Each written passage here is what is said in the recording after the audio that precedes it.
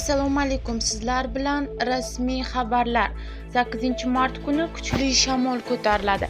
Kanalimizga obuna bo'ling va bitta like tugmachasini bosib qo'ying. Joriy yilning 7-8-mart kunlari respublikaning ba'zi hududlarida shamol tezligi 25-30 metr sekund tezlikkacha kuchayishi mumkin. Bu haqda O'zgidromet xabar berdi. Qayd etilishicha, joriy yilning 6-mart kuni shamolda va cho'l hududlarida 7-8-mart kuni respublikaning qolgan hududlarida ba'zi joylarda shamol tezligi 17-22 metr sekund tezlikkacha kutilmoqda.